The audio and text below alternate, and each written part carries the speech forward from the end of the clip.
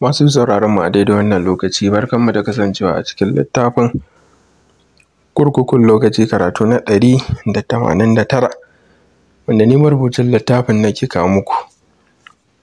A karatu na baya mun tsaya inda Ayek ya samu nasara ta ƙwace wannan gari, ko kuma dai a ce ya samu nasarar shiga cikin fada ya kuma kama sarakuna, tunda yake dai har yanzu garin bai kai ga faɗawa hannunsa ba. Ya ba da kimanin minti 2 ko dai sarauniyar wannan gari, matar wannan sarkin da ke ɗaure a gabansa, ta tako da ƙafarta ta kawo kanta, ko kuma dai ya fara ɗaukan hukunci akan wannan sarakai da ya kama. Haka nan su ma sauran sadaukan da suke garin da masu gadin fada, har ma da wanda suke yaƙi a ƙofar garin, ya ba su minti aƙalla 5 kowa ya ajiye makamansa. A daidai wannan lokaci Ayek ne ya kalli agogo, domin kuwa dai lokacin da ya riga ya sa ya cika. Idanuwansa suka faɗa kan wannan tsohon sarki, wanda gabaki ɗaya fatarsa a yayyamushe take, sannan kuma gashin kansa ya koma fari fat. A daidai lokacin sai wani tunani ya zo wa Ayek a cikin rai, wai ma wannan sarkin ta yaya yake iya zama akan wannan karagar da aka samar da ita da ƙarfe gabaki ɗaya, ba lallai bayansa ya ɗauka ba. Ayek ya ture tunanin daga ransa, wannan bai shafe shi ba. A halin yanzu dai shi ne akan karagar, kuma yana jin daɗin zama a kanta. Sarki Ura, babban sarki a wannan daula da ake kiranta da Ura, lokacin da na baka ya cika, yanzu kuma za ka fuskanci hukunci. Ayek yana magana yana tashi a hankali daga kan karagar da yake kai, ya kuma fara taku ɗaiɗai yana tunkarar inda wannan sarkin yake. A wannan lokaci za ka iya cewa sarkin ya fita a hayyacinsa, duk da yake cewa mutum ne shi ma'aboci izza babba, to amma shekaru na tsufa babu wanda suka ƙyale, daɗin daɗawa kuma ga duka da ya karɓa a hannun wannan saurayi mai suna Ayek, banda kuma sarƙa da aka sa masa wadda take ƙara danne ƙarfinsa. Dole ba za ka cire tsoro a cikin ransa ba a lokacin da ya ga wannan saurayi yana tunkaro shi, yana kuma maganganun ƙarar da rayuwarsa. Za ka yi tunanin cewa saboda tsufa da sarkin ya yi, mutuwa ba za ta tsorata shi ba, to amma abin ba haka ba ne. A matsayinsa da irin daular da take gabansa da mulkin da yake juyawa, ko kaɗan ba ya so, kuma ba shi da niyyar barin duniya a wannan lokaci. Buɗe baki ya yi zai fara magana, to amma kuma a lokacin Ayek ya ɗaga masa yatsa ya ɗora a kan bakinsa, alamun dai ya rufe masa baki. A daƙiƙa ta gaba Ayek dunƙule hannu ya yi, ya samar da ƙawanya da wani ƙaramin haske mai kama da walƙiya. Ko kaɗan Ayek ba ya niyyar yin amfani da sinadarinsa na musamman domin dai kashe wannan sarki wanda ya riga ya je ƙasa. Sai dai kafin wannan naushi da Ayek yake ƙoƙarin kaiwa ya ƙarasa, ƙofofin da suke fada suka ƙara buɗewa. Sadaukai aƙalla 100 suka shigo, suka zube a kan gwiwoyinsu, suka ɗaga takubbansu sama, suka kuma watsar a gefe, alamun dai miƙa wuya da kuma yin mubaya'ar dole ga wannan saurayi.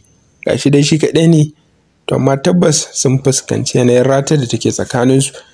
Idan dai har sarakunansu har guda 2 wanda suke muƙamin Sido Deba ba su iya ba, me za su iya a kai?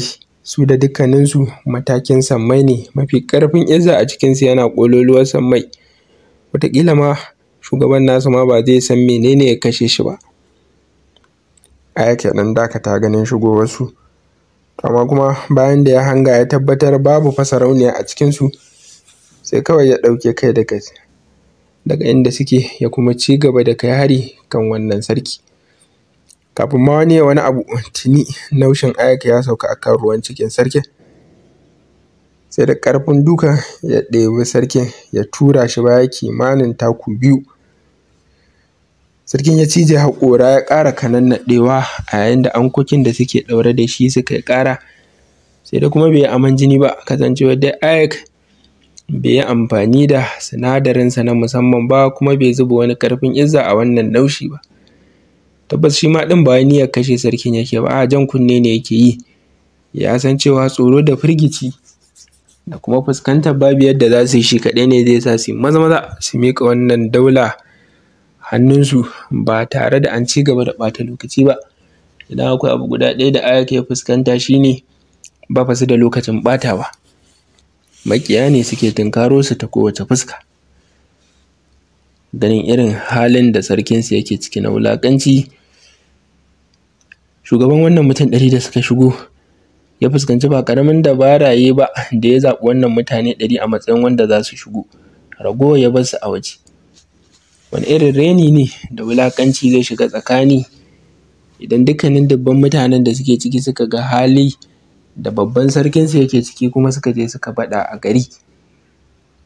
Sai dai kuma har yanzu ba shi da wata dabara da yake gani zai shawo kan wannan al'amari. Kai tsaye ya miƙe daga inda yake ya ƙaraso gaba ya kuma zube a gaban Ayak.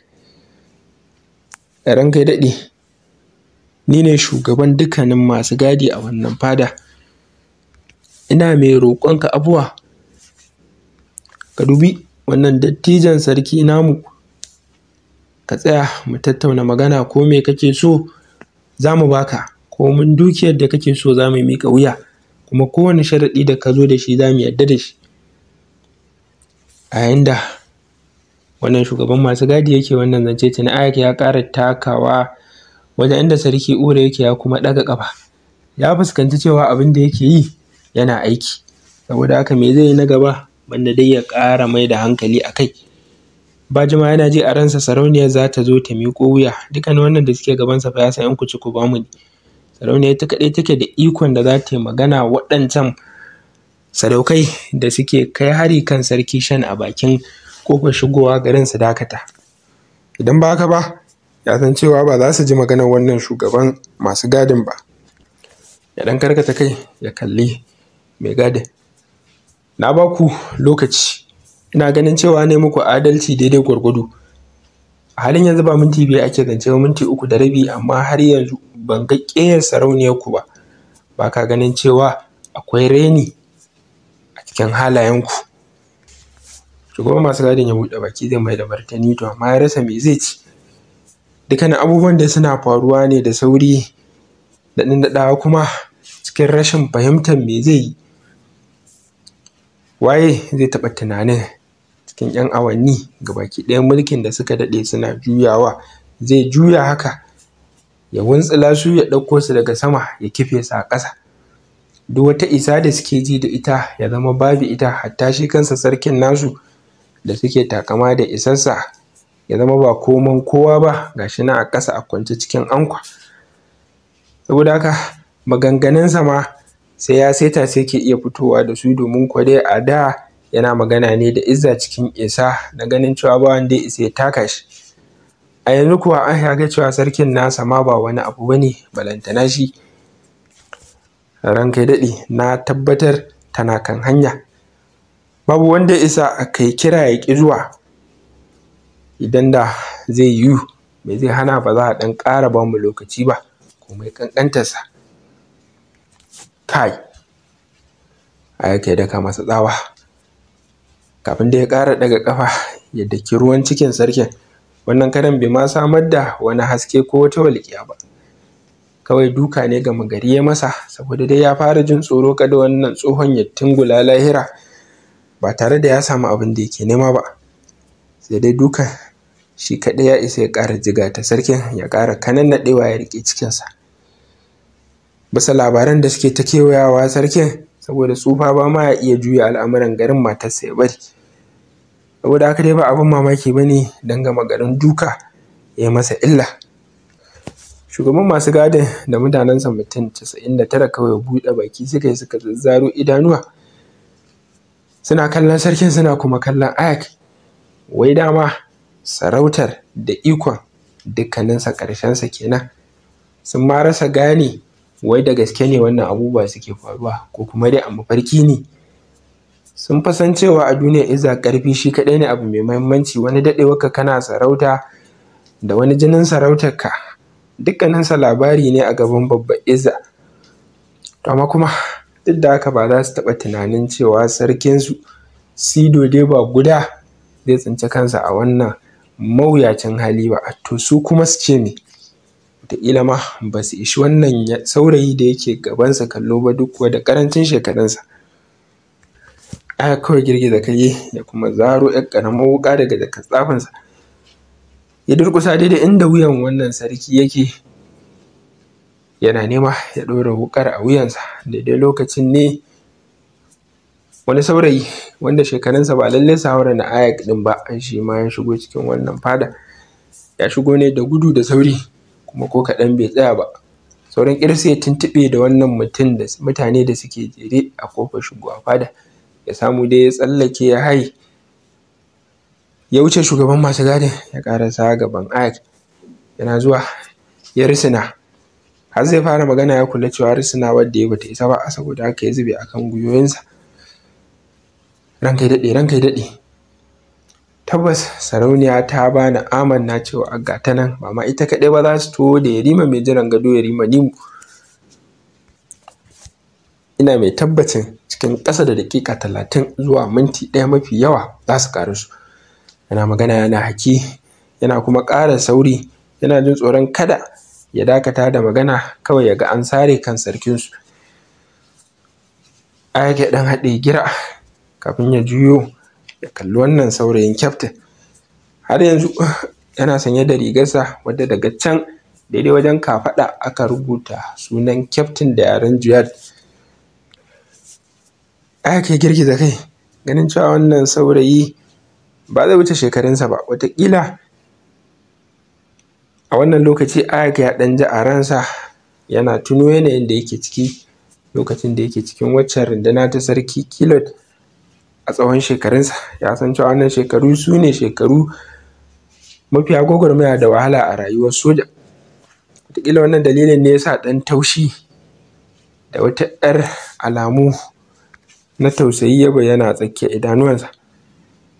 Ya janye wuƙar daga wuyan sarki Ura, ya kuma gyaɗa wannan kyaftin ɗin kai. Na baka daƙiƙa 40, ba ma daƙiƙa 30 ba, amma ku sani cewa idan dai har sarauniyarku ba ta zo ba cikin wannan daƙiƙa 40, babu fa abin da zan iya muku. Idan dai har ku ma ba so kuke yi ku bi bayansa ba, ko kuma ma ku fara tafiya kafin shi, ina mai ba ku shawara da kada ku ƙara ƙoƙarin ceton rayuwarsa. Da tsawon wannan lokaci firgici ya sa sarki Ura magana ma baya iya yi, sai da ya ga cewa an janye wuƙar tukun sannan ya saki gauran numfashi. Idanuwansa kawai ƙasa suka yi, suka rufe, ya yi suman tsaye ba ma tare da ya sani ba. Ayak kawai miƙewa ya koma kan karagarsa, domin kuwa dai a yanzu ta zama tasa. Bayan ya zauna ya ɗan fara fitar da sauti kaɗan-kaɗan ƙasa-ƙasa, ko waƙa yake yi ko ɗalasima yake kira babu wanda ya sani.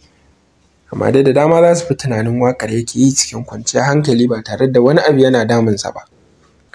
Ba jimawa daƙiƙa 40 ta cika, Ayak ya ƙara miƙewa ya kuma tunkaro inda sarkin yake. Za ka iya cewa daƙiƙa 40 ba lokaci ba ne ba mai yawa, da shi kyaftin ɗin da shugaban masu gadin da ragowa babu wanda ya samu nutsuwa ma a duk tsawon wannan lokaci. Ganin Ayak ya ƙara tasowa ga baki ɗaya, firgici ne ya ƙara bayyana a kan fuskokinsu. Suka buɗe baki, to amma Ayak ya daka musu harara, take dukkaninsu suka rufe, suka kuma sunkuyar da kai ƙasa. Ayak ya tunkari inda sarkin yake, sai da kuma a daidai wannan lokaci ne wata ƙara mai kashe kunne ta taso daga wajen fadar. Ayak kawai haɗe gire ya kuma ɗaga kai ya kalli saitin wajen. Idan muka matsa a baya daidai wancan gida, inda ɗaya daga cikin temporary loopers mai muƙamin XM0911 ya fuskanci sarauniyar wannan ƙasa baki ɗaya da kuma ɗanta Yarima Nimu, za mu ga cewa tabbas Yarima Nimu baya niyyar miƙa wuya da kuma je ƙasa cikin sauƙi. Haka na ita ma mahaifiyar tasa, wadda babban ma'abociya izza ce. Dukkaninsu sun haɗa ƙarfinsu waje guda, sun dunƙule hannu, sun kuma samar da wata ƙawanya ta wuta wadda girmanta ya cinye sama da rabin falon da suke ciki. kuma tunkari inda wannan mutum yake. Sai dai kuma kafin ma wannan wuta ta ƙaraso, wannan saurayi ya zare takobinsa ya kuma kai sara kan wutar. Abin mamaki takobin tasa ratsawa ta cikin wutar ta kuma tsarge wutar gida biyu. Kai ka ce wutar wani abu ne mai jiki wanda za a iya yankawa, rabi ya ɓangaren dama, ɗaya rabin ya ɓangaren hagu, a yayin da kowane rabi ya wuce ta gefensa ba tare da ya cutar da shi ba, ya kuma je ya daki bangon wannan gida. Bangon gidan baki ɗaya a kowane ɓangare tarwatsewa ya yi, a yayin da sama da rabin gidan ya kama da wuta.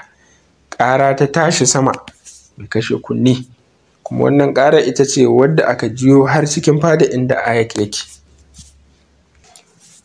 A can ƙofar fadar Ayak ne ya bayyana, yana kuma ɗaga kai yana hango wancan gida, domin ko dai dukkanin wannan abubuwa da suke faruwa hankalinsa yana ƙofar garin inda ake fafatawa da waccan runduna da sarki Shen. Yana so ya koma wa Abdin da cikakkiyar runduna ba tare da an yi asarar rayuka da yawa ba, saboda haka dai yake ta sauri ya kammala aikin da yake a cikin garin. Jiyo ƙarar da fari ta ja hankalinsa, ya yi tunanin daga waje ne, amma kuma ba jimawa yanayin izzarsa ya ɗauko masa daidai inda abin yake faruwa. Daga inda yake tsaye yana hango wata mace wadda akwai alamun shekaru a tattare da ita, to amma har yanzu idan baka ƙare mata kallo ba sai ka ce budurwa ce. Tana tsaye cikin kyawun fuska da doguwar alkyabba irin ta sarauta, sannan kuma ga wani saurayi a gefenta wanda shi ma yake tsaye yana haki. Da dukkan alamu wannan hari da suka kawo duk su biyun sun yi amfani da dukkanin izzarsu, amma kuma mutumin dai da yake gabansu riƙe da takobi babu alamun ko gezau a tattare da shi. Ayak ɓacewa daga inda yake ya tunkari wancan gida. Nisan ko kaɗan ba wani nisa ba ne ba a wajensa, saboda haka cikin ƙasa da ƙiftawar ido ya ƙarasa. Sanda ya ƙarasa tuni wannan saurayi mai riƙe da takobi ya ƙarasa daidai gaban inda sarauniyar take, da kuma wannan saurayi wanda akwai matuƙar yiwuwar ɗanta ne. Sai wataran sarauniya Shura yana rufe baki, takobinsa ta bayyana a gefen wuyan sarauniyar. Sai dai kafin takobin ta ƙarasa ne ya ji ta daki wani abu mai tauri. Bayan lokaci kawai sai takobin ta fara karkarwa a hannunsa. Daƙiƙa ta gaba kuma ya tsinci takobin ta rabe gida biyu.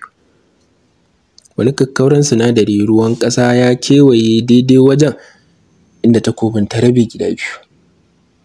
Sai bayan ma ta rabe ne sannan ya fuskanci cewa ai hannu ne ya riƙe takobin tasa, ba wai bango ba ne ya tare ta. Daɗin daɗawa sinadarin yana kewaye ne da hannun, kawai hannun ya bi ya kuma ɗaga kai inda ya ga wani saurayi ne wanda ba zai wuce shekarunsa ba, wataƙila ma ya girme shi a tsaye a wajen. Bai ji zuwansa ba kuma bai ga yadda aka yi riƙe takobin tasa ba. Lokaci na farko alamun tsoro ya bayyana a cikin ransa. Babu wani ma'aboci izza mai wannan mataki a nan garin. Wane ne wannan? Kafin ma ya kammala tunani, tuni ya ji wani abu mai kama da dorinar ruwa ya daki cikinsa. Gabaki ɗaya kayan cikinsa sai da suka juya. Wani abu mai danshi ya fito ta wuyansa ya feshi ta bakinsa ta hancinsa. Kafin ma ya ƙara ankarewa tuni wani abun ya ƙara dukan ƙirjinsa, sannan kuma ya ƙara dukan cikinsa a karo na biyu. Cikin ƙanƙanin lokaci ganinsa ya dishi-dishi. Aka cicciɓe sa aka yi jifa da shi baya, ya je ya daki bango ya faɗo ƙasa. Abu na ƙarshe da yake gani shi ne hazo-hazon fuskar wannan saurayi yana tsaye a kansa, kafin dai ya sume a kwance a wajen. Babu ko kokwanto wannan saurayi da ya gani kafin ya suma ba wani ba ne ba illa Ayak. Ayak ya zuƙi sinadari cikin jikinsa ya kuma ƙara wa kansa tsananin sauri, ta yadda dai ƙaramin ma'aboci izza wanda yake matakin XM0911 ba ma ya ganin motsin hannunsa balantana ya ga ta ina dukan ya to. Tun ma a farkon wannan kurkuku kafin ma Ayak ya ƙara samun ƙwarewa, ya yi nasara a kan XM1411 wanda ratar da take tsakaninsu da wannan saurayi da yake gabansa sama da mutum 500 ne. Saboda haka dai Ayak ya ma rena wannan saurayi, Anko ya fito da ita daga cikin jakar tsafinsa ya kuma ɗaure saurayi. Zai jira ya farka ya kuma ji bayani daga bakinsa, amma halin yanzu hankalinsa yana kan wannan sarauniyar da kuma wannan yaron da yake gefenta. Me yake faruwa a nan? In ji Ayak yana kallon su ɗaya bayan ɗaya. A daidai wannan lokaci kuwa a cikin fadar, wancan yaron kyaftin ɗin ne da kuma shugaban masu gadin suke kai komo. Shugaban masu gadin ya dage akan sai an kunce sarakunan guda biyu sun kuma gudu, sai da kuma kyaftin ɗin yana ta ƙoƙarin gaya masa cewa ba fa za su iya tserewa kafin wancan hatsabibin saurayi ya tarar da su ba. Daɗin daɗawa za su iya janyo fushinsa ga baki ɗaya, canza shawara ya kashe su, amma tare da sun san me yake faruwa ba. Kaga tsoro babu inda zai kai ka, ni zan kwance su da kaina. Bayan sun tsira sun dawo hayyacinsu, kana tunanin shi kaɗai zai iya ja da dukkaninmu ne a lokaci ɗaya? Jin wannan ƙaramin kyaftin ɗin ya girgiza kai, ya rasa wace irin dolantaka ce da tunani a cikin ran wannan shugaban masu gadi. Tun can ba ga baki ɗayan nasu suna nan ba, kuma Ayak ya nasara a kansu. Sai dai kuma wannan yaron kyaftin ɗin ba shi da ƙarfi da zai iya tare shugaban masu gadin da shi da yaransa guda 99, saboda haka ya matsa gefe ya ba su hanya. Mu haɗu a karatu na gaba.